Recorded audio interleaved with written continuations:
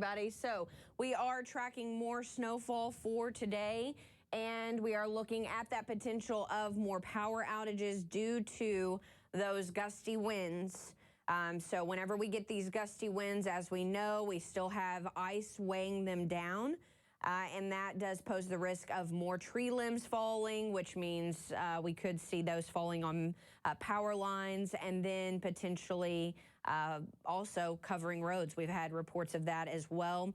And then continuing that tough travel, primarily due to the just the lingering snowfall and ice across the tri-state. It's definitely going to be dependent on where you live, but we're not expecting to really see much melting happening until we get later on this week. But we will at least get some dry time in there to allow for the road crews as well as power crews to do what they need to do, and hopefully we will see some improvements. Right now we are coming in at 25 degrees here in Evansville, still breezy. You can see those winds coming out of the north, making it feel like 13 degrees. So once again, those winds are definitely coming in. They're going to stay that way for today. That's definitely going to make for an unbearable day to be outside, one thing, and then like I said, could pose a risk of increasing power outages and hazardous travel.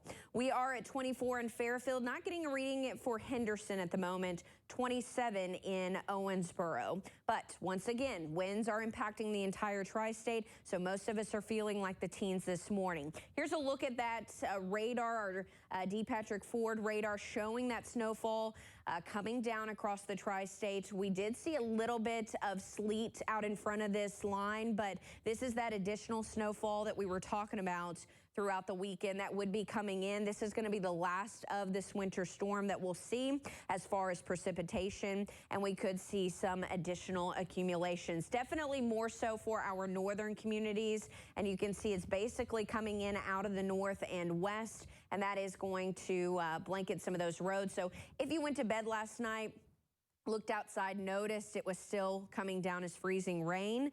A lot of that did freeze over, but now we're seeing the snow on top of it. So it's basically like a sandwich. We saw the snow first, then the ice came, and then we are looking at additional snowfall. For our friends farther to the south, not looking at as much snowfall, may not even see anything accumulate, maybe just a few flurries out there. Most of the heavier amounts are going to stay in the northern section. So let's get you going for what you can expect. Here we are around 6 this morning. Now you can see this model particulars taking it down farther south. I do think right now around the Ohio River, maybe a little bit farther to the south, is going to be that main line of where we will see most of the snow.